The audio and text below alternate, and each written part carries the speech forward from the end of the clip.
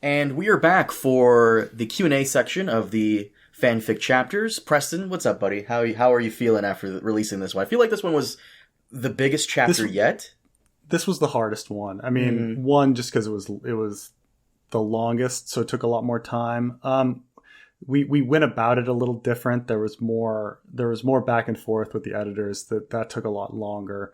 There was a lot more characters and plot lines going on simultaneously, so it really made things difficult. I mean, I think we got it in the end. I think we nailed it. I do love it. But man, it was hard work. It was hard work. You know, it's like I thought the prologue was hard, and prologue was hard, but this was even harder than the prologue. Yeah. So. No, yeah, it felt like the longest one so far. This is also the first chapter that you're doing that's somewhat original. That's not actually. I'm sorry. Let me rephrase that. That's not original because this is Alayne II. George wrote Alayne I, which and thank you for this. You recorded as well. So you're kind of bumping off George in a sense, like bumping off his story. Right. I mean, all of them do bump off the previous book. I mean, even Daenerys still goes off of like Daenerys: A Dance with Dragons. But, sure. But this is something from the actual wins. Yeah. That's true. And like as always, guys, be sure to check out Preston on Twitter and Facebook and anywhere else social media that Preston is, so you can get updates on when the new chapters come out. Because by the way, I get random emails and private messages of like, "Yo, where's the chapter, bro? Tell Preston to finish the chapter, bro." Like, hey, man, why are you hitting me up? Hit him up. What do you mean? Me? Yeah, I know. Yeah, I know. Cause people are pretty excited, and I know a lot of people want to go faster, and things like that. But yeah, it's just House of the Dragon and babies like have slow things up a bit. But we should get going again soon. Yeah. So I'm definitely in my head thinking about the outline for the next chapter.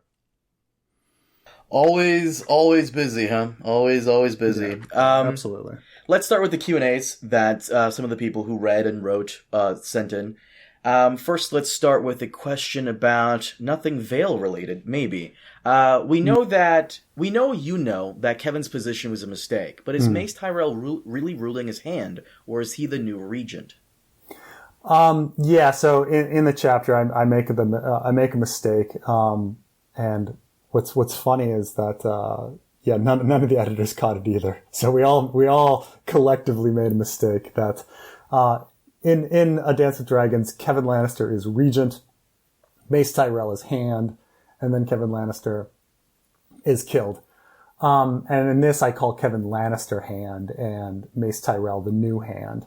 When in fact Mace Tyrell was hand the whole time, and he would just remain hand.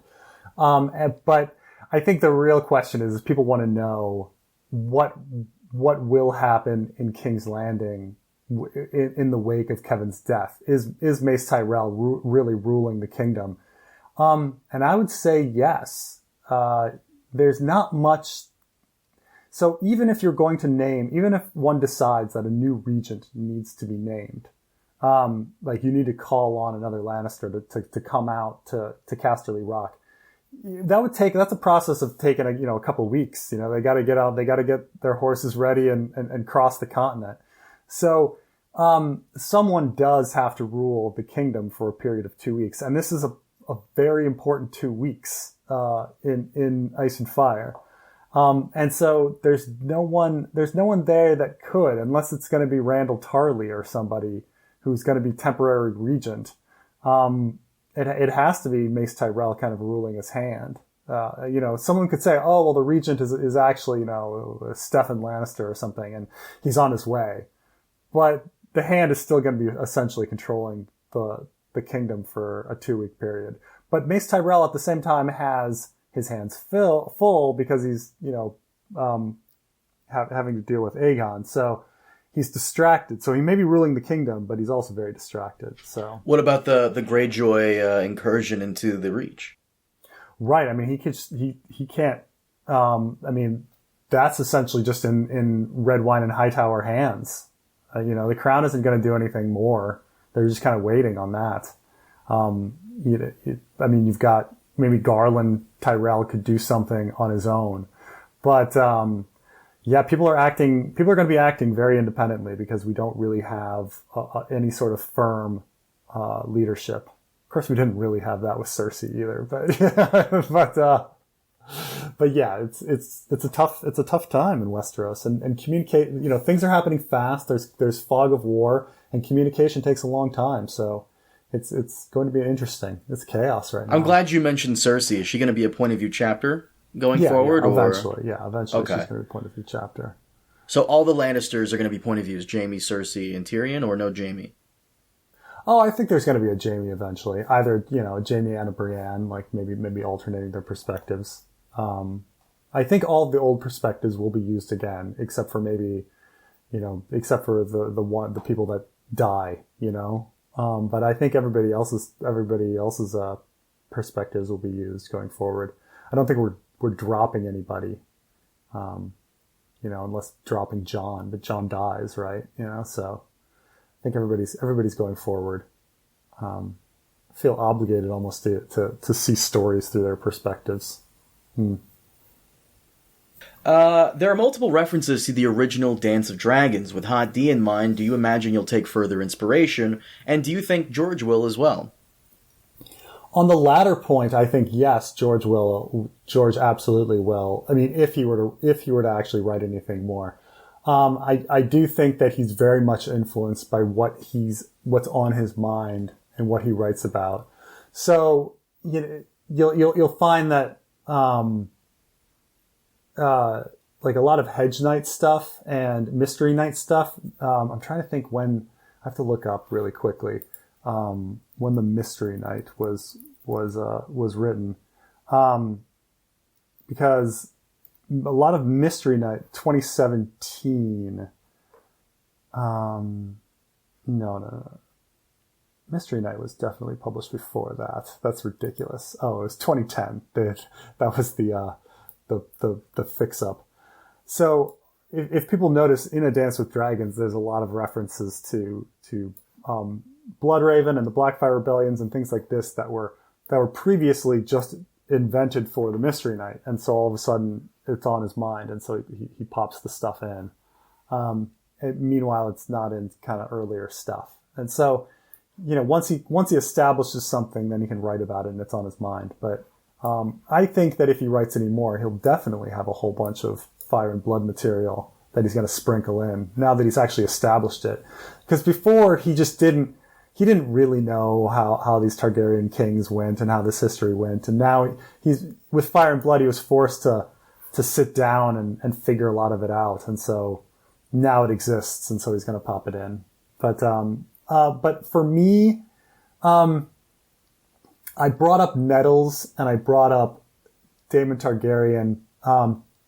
Daemon Targaryen was brought up purely as a joke, because Daemon Sunderland is named after Daemon Blackfire. And so it was just a joke that Sansa thinks she's the Rogue Prince? That she confuses it. That's just purely there for humor.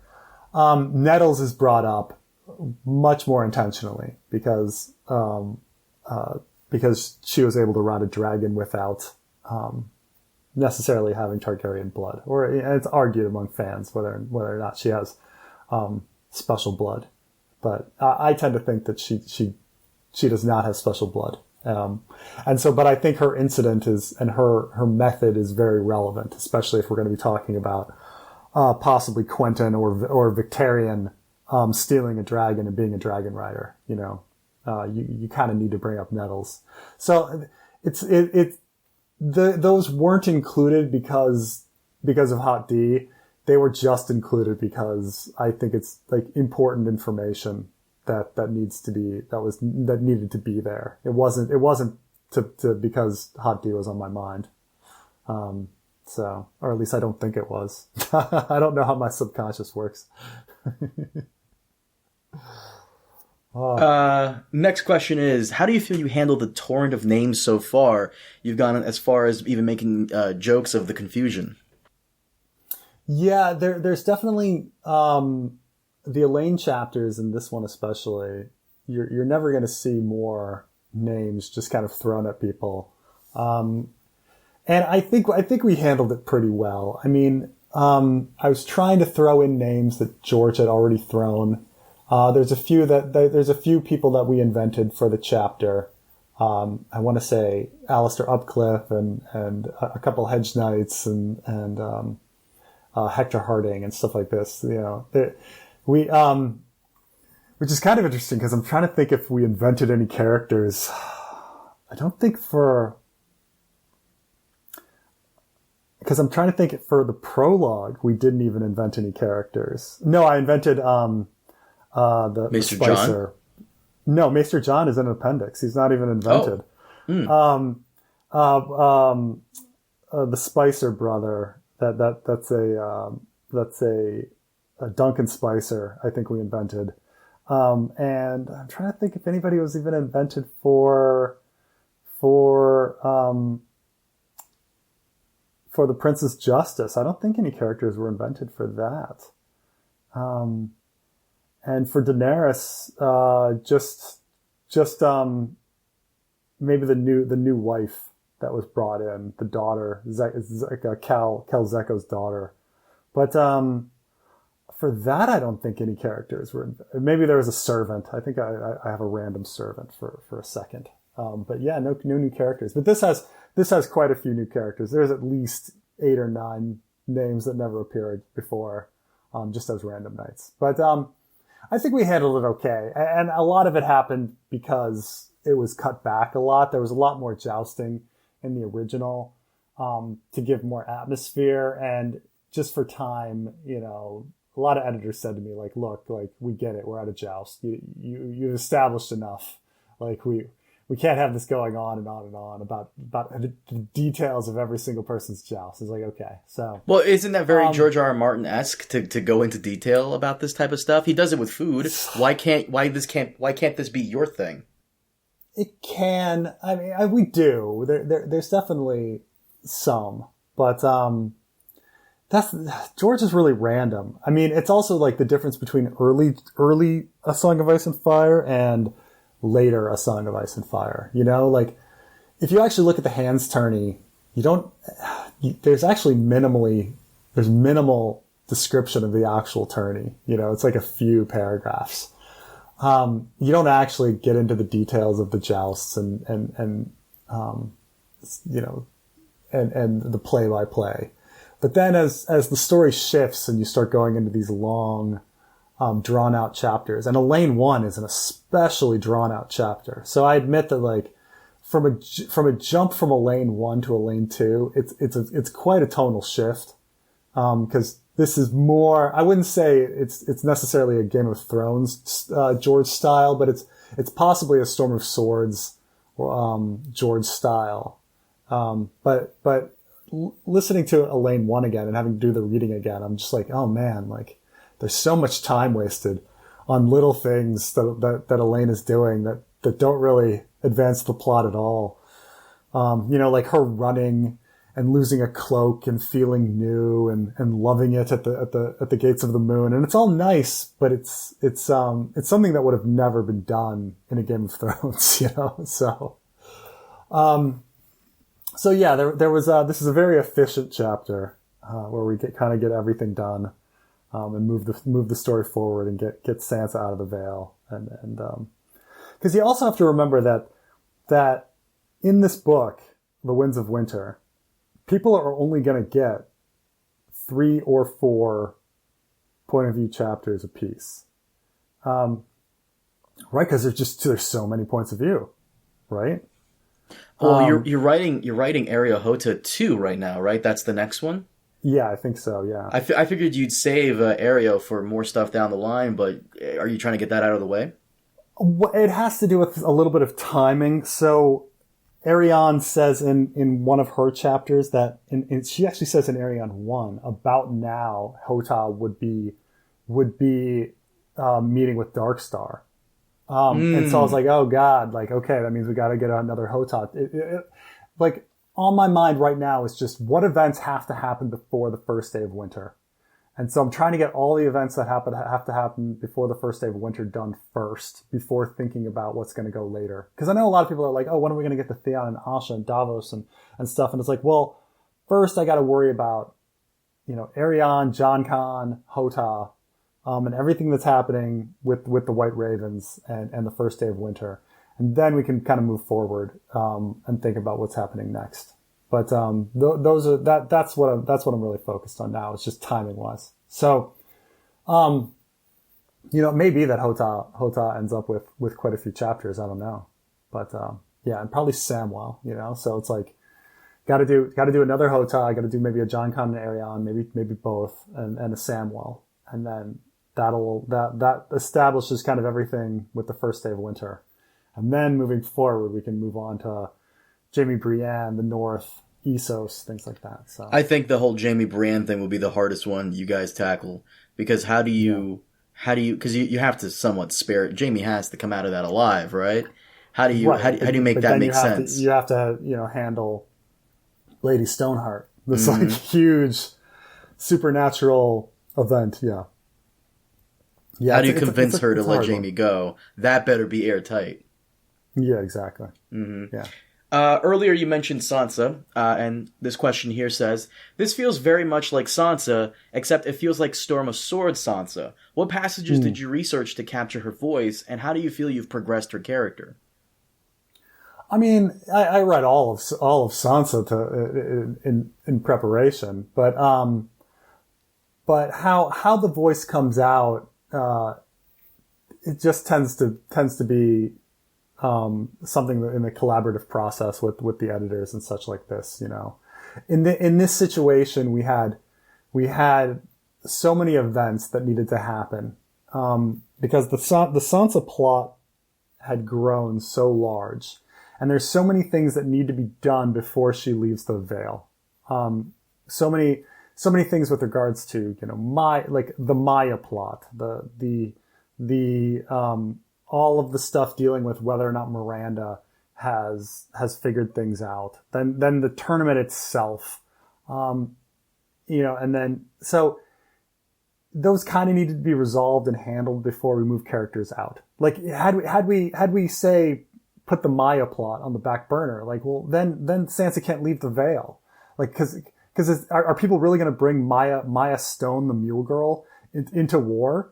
Like, whether you believe like Sansa's going off to the north, or whether you think Sansa's going off to the Riverlands, like, she's not going to bring Maya Stone with her, like this random Mule Girl. Like, so you've gotta like close up a storyline before we move away from this character forever. We may never see Maya Stone ever again. So you kind of need to do certain things, I'm not like. And there's certain things where you're just kind of like sad that you're moving on, because, like, what about Mord? Like, I didn't bring up Mord at all. And this is just like one of those characters who is probably going to stay in the Vale and we may never see again. And so it's really kind of sad to be like, oh, well, Mord didn't even get a shout out, and we have to leave the Vale, and we're never going to see our golden toothed, like, jailer, like it's a little too bad, but, there's only so much you can do. Now, some people say, like, should it have been longer? Should it have been more chapters? And it's like, maybe, but, I did like how it began and how it ended being bookending each other and feeding into each other. So, I did feel it felt like one chapter. It felt like one story. So I didn't necessarily, want to break it up. I mean, it very well could have easily been broken up into two chapters. But I liked the 3-act structure and 3 days and things like this that fit, like, as a story. It just fit better as one single thing. Like the longest chapter in all of A Song of Ice and Fire is Alayne II, A Feast for Crows, where she's coming down the mountain. That is the most words. Some people mention the prologue of A Clash of Kings, but the Alayne II actually beats it on word count. Now, that's a really long chapter. Okay. it is twice as long, 3 times as long as other chapters, you know. Could they have cut the chapter halfway down the mountain and then like put another chapter in and then had Sansa continue down the mountain? Yeah, maybe, you know. But I don't know, would have felt a little weird. I mean, granted, this is different days, but I don't know. I felt it all kind of felt like one story, so that's why it was all one thing. So, yeah. Given the slow pace of Alayne I, does Alayne II not seem very active or rushed, albeit with interesting events and fun revelations? Oh yeah, absolutely. It's very different from Alayne I. And you do what you can, but man, like you can't finish. You wouldn't be able to finish the book series if you continued on with the tone of Alayne I. like nothing. Like it's so Alayne I is so slow. It's all this world building and you know, this has kind of become like what people criticize George's style in A Dance with Dragons being like, you know, you're not advancing the plot, but you're just world building. And at some point you got to say, okay, well, we have to actually tell the story. If we hope to finish things up, and fit this all into a book, you can't just have everybody dawdling around. You know, as much as it's fun to dawdle around, like it's not like I don't love Alayne I do. But you know, we have to get going. We have to get going. Alayne, like I say, Alayne's only going to get 3 or 4 chapters. Like, you know, you've got 70 chapters about in the book, right? And we've got how many perspectives? Like 15? I have to do the count. Something like that. I feel like that's right. Something like that. 15? So, you know, that means everybody gets 4 on average. 4.5 on average. But you know that certain characters are more important than others. So, like, some characters are going to get fewer and some characters are going to get more. So, you know, you kind of say, well, you know, this is one of the few shots we have. Like, where do we want to have Alayne end at the end of the Winds of Winter? And so I would say that at minimum, I want her in Harrenhal, you know, at the end of the story. And so we have to get her to Harrenhal, and that's going to be a long march of armies like moving across the continent. And so it's like, well, what do you want for the next Alayne chapter? Do we want her on the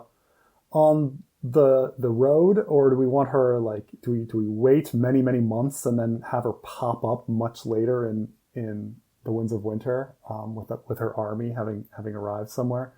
So you know, these are these things you gotta think about. But I just wanted to I don't know, I just liked it as one chapter. I felt like a lot of things needed to get done, and they got done. But yeah, it's rushed, but you know, so be it. You can't have everything. It can't be both rushed and it can't both be like in the same tone as George R.R. Martin and moving the plot forward. It just can't, you know. So we have to do what we do. The parallel to Robb's ascent to King of the North is clear, but do specific characters have proxies? For example, Umber, Karstark, etc.?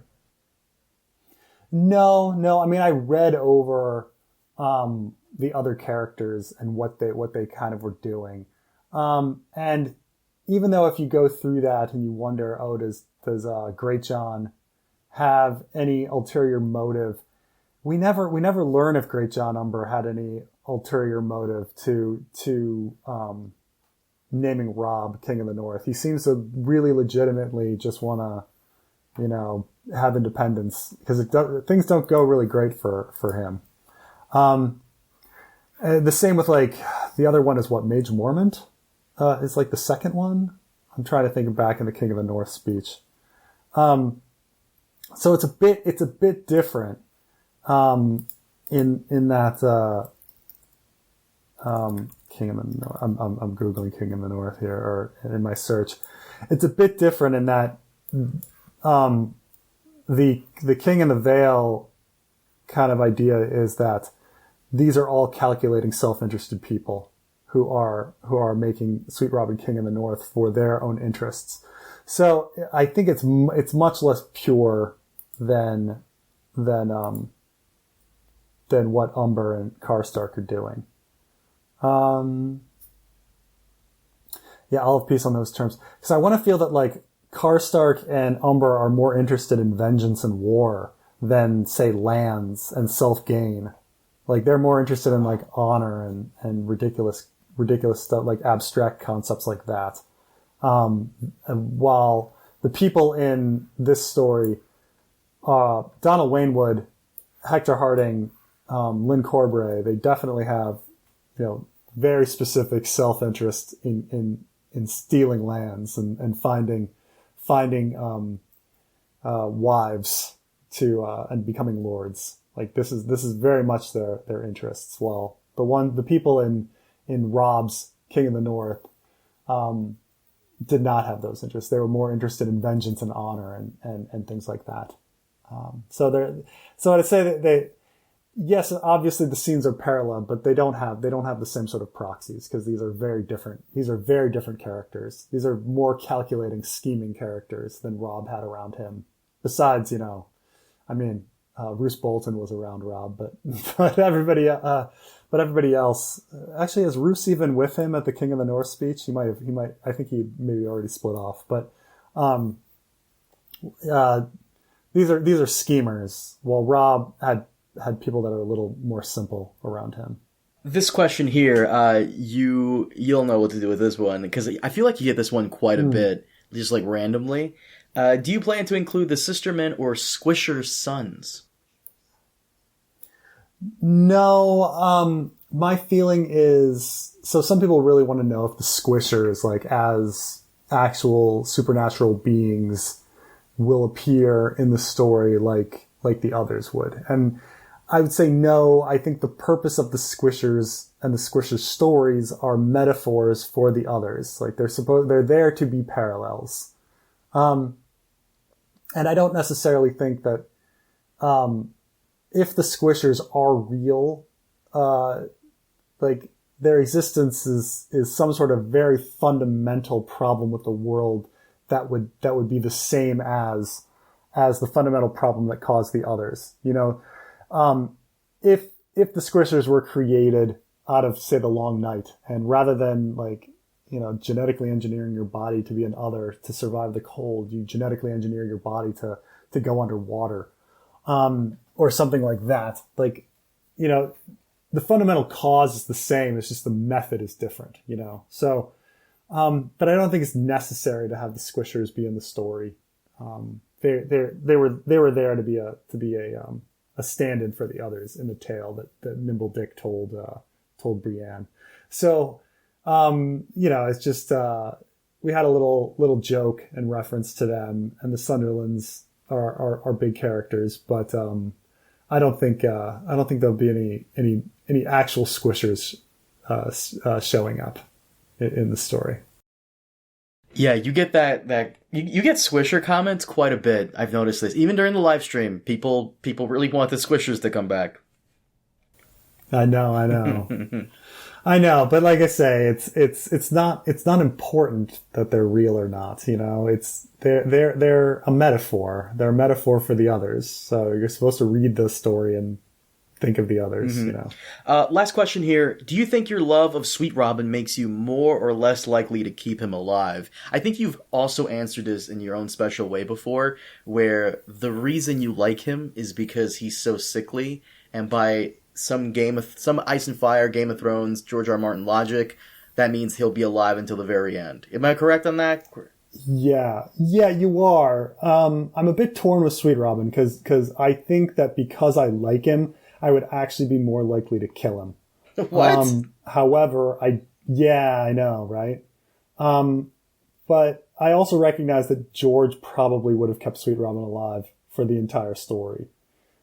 Because he's so sickly and everyone expects him to die, that he's not going to die. He's so obviously going to die that he's not going to die. I know, I think I'd probably kill him because I think it would be more emotionally impactful to kill people. I think that's why I killed Balon Swan. I love Balon Swan. I love him. But, like, I think the Prince's Justice chapter, like, is much more powerful with the death with Balon Swan. So, So I think that I think my like of Sweet Robin would actually endanger the character. But however, I think George really, really wants Sweet Robin to stay alive. And I have I have a good idea on at least where I want the Sweet Robin character to go. But I do also recognize that the Sweet Robin is not the focus. Sweet Robin is a tool of the Sansa story and maybe a tool for whatever story he ends up in later. He's not a main character. He's not a point of view. And so, we can't have these non-points of view have priority. Like, he has to serve a purpose in a point of view story. So, like I say, right now, Sweet Robin exists to legitimize Alayne. However, I have an idea on some other stuff with how Sweet Robin might be useful in the future with some other points of view.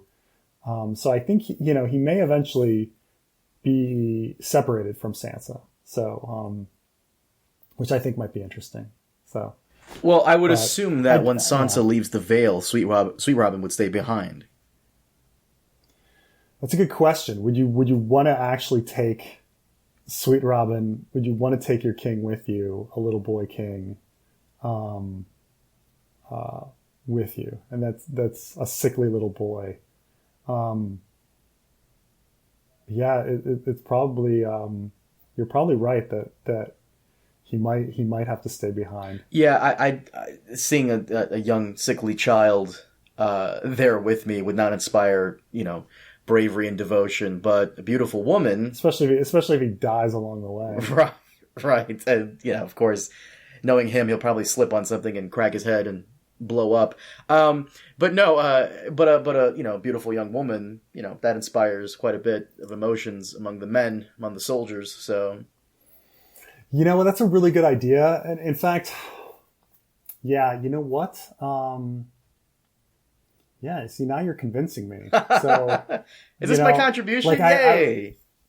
No, because I was really sad to see a lot of these characters get left behind. Because I know, like, once the army marches, and I want Sansa to march with the army, but once the army marches, you have to say goodbye to all these characters like Mord, and Miranda, who, these characters I love. Like, I love Miranda. And it's sad to be like, well, that's the last we're ever going to see of Miranda. But it'd be really, but if you're right, if we leave Sweet Robin behind and they march, then when other points of view come to the Vale, then we can bring those characters back.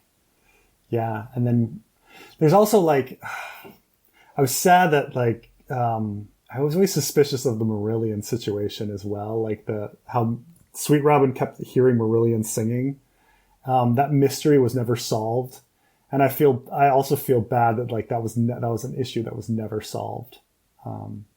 But yeah, I think if we leave Sweet Robin behind in the Vale, and the main thing is about, eventually, like, Daenerys is what I'm thinking about. Is that Daenerys, when she arrives, wouldn't she seek out allies, and wouldn't she go to the Vale?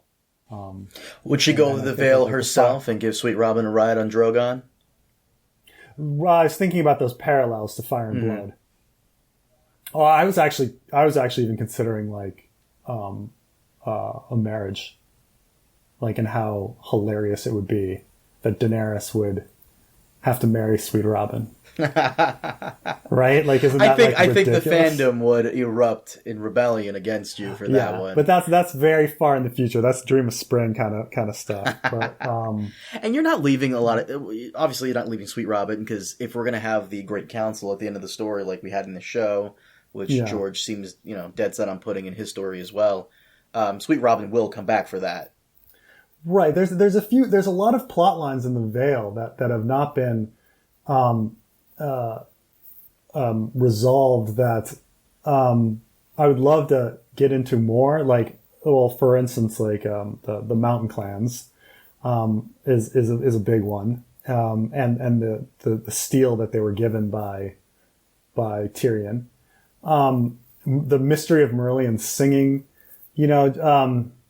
I think Mord as a character needs to appear again, you know. But you and this Mord guy. This is the new Alardim. I guess. Yeah, I know.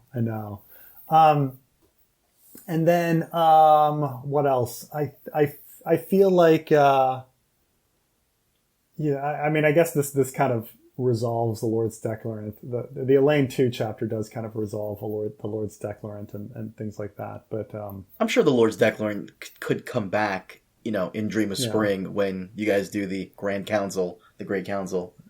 Yeah. That's true. But so we shall see. But I swear, Preston. I'll say this to the audience. Preston has read the book so many times that all the characters are like his buddies, and he's afraid to leave them behind one last time. Oh yeah, I mean, just even these new characters, like it was really sad with the Princess Justice chapter, like inventing and fleshing out these new characters, like the Slint brothers and the Scrape Sword and stuff like that, and finally getting to know some of these people, and then having to say goodbye to them, like after inventing them, you're like, oh, I really liked them. Like, oh, that's too bad that we have to say goodbye. No, it shows how much you enjoy the material, and can't see anybody else doing this. But that's all the questions we have for today. I'm assuming Littlefinger will go with Sansa to Harrenhal. Yes. Yeah, you can't leave. I think that's part of the big thing. I think a lot of people are like, bye-bye, Littlefinger. Bye-bye. I mean, this is a big reason why many of them were this is the whole reason why Gilwood Hunter bends the knee, is that it's essentially, he does it because bye-bye, Littlefinger. like it's a great way to get rid of you, and I get rid of my my troublesome brothers too. I feel as though Littlefinger, him staying behind in the Vale, in the Eyrie, he could cause more trouble there than he could on the road, where several people can keep an eye on him. They're liberating his castle for him and seating him, and so I think like one big reason why all of these people say strong Sam Stone and all of these Lords Declarant would bend the knee is it's a chance to get rid of Littlefinger and to rule the Vale again on their own. By the way, if we're marching to war here, you're gonna have people like myself who are lore nerds about certain details. You've seen this, you've heard this with me as we cover House of the Dragon. It's something I've always praised Ryan Condal for, and even reading Ice and Fire and even watching Game of Thrones, this is always something I looked out for, because I love those little details. So the Northmen had 20,000 strong army in Game of Thrones. Robb marched with 20,000 troops.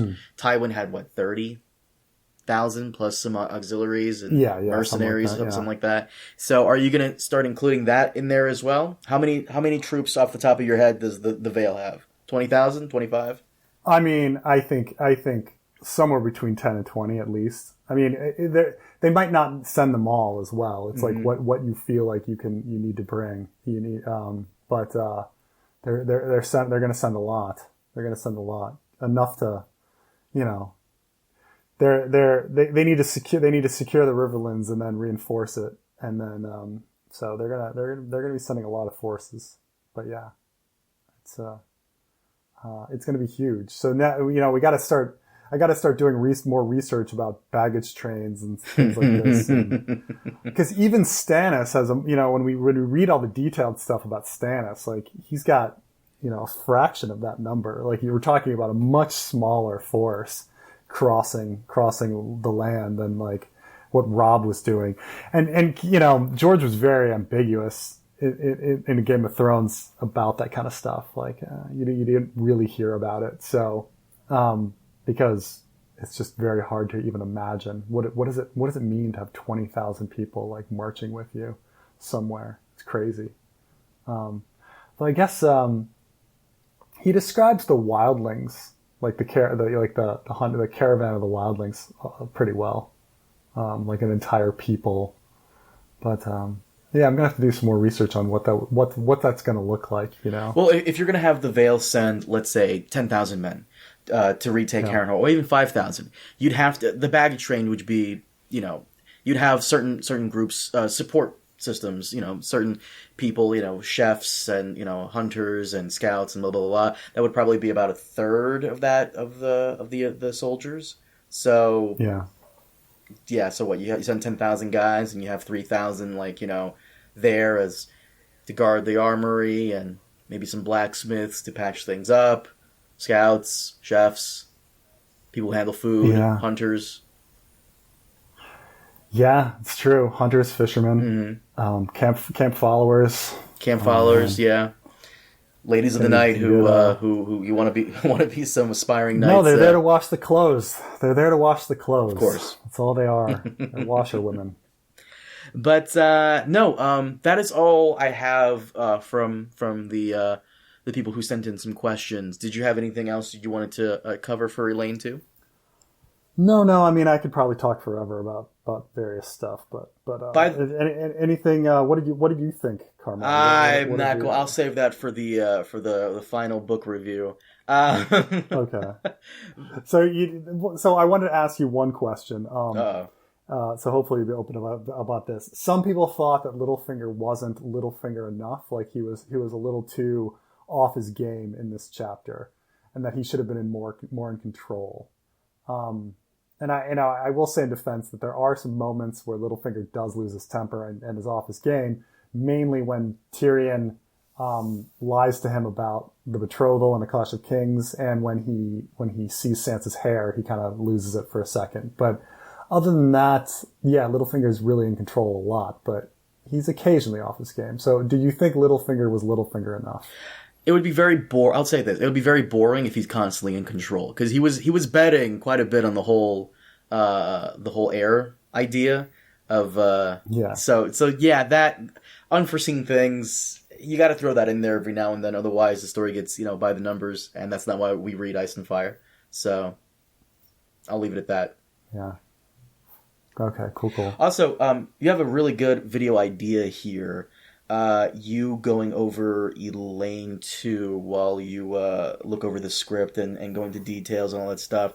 This is a really good idea. You should really keep doing this, because I'm sure people would like to know your thoughts. I did it for Daenerys briefly in a live stream, but I guess I never did it. I never really did it for the prologue or Princess Justice. Maybe I should. I could tell, even during the live stream, I can tell you really like going over what you thought, and you want people to know your thought process behind certain decisions and all that stuff. So I think it's a really good video idea. You should definitely do this for every chapter. So I'm assuming every chapter you put out will have 2 accompanying videos, like your thoughts and your thought process on it, and the Q&A stuff.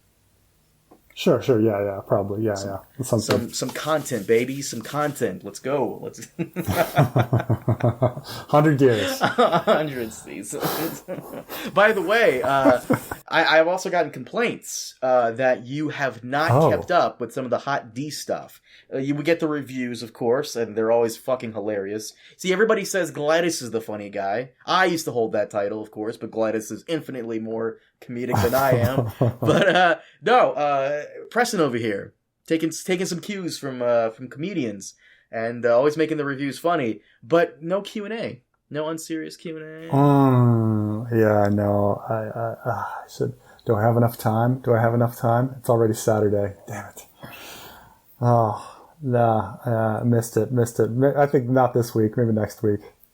See how it goes. There's too much with Alayne. Mm-hmm. Too much with Alayne to do this week. Once episode 5 hits, we are at the mid-season, so I think that'd be a perfect opportunity for a Q&A. Yeah, mid-season sit-down.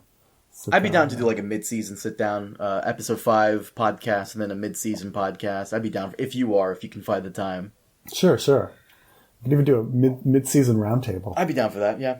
Yeah. Maybe try to get Trey or Phil or I've for the audience who doesn't know, I've met a couple new YouTubers lately, so I'd like to get one of them on here. It's less work for me because Because I always get, by the way, real quick, I always get flack for this, because when we had Trey on for the first time, it was like you and Trey for like an hour, and I was quiet for like 99% of it. And I had to explain to people, I talk to you all the time, and I talk to these people all the time as well, privately.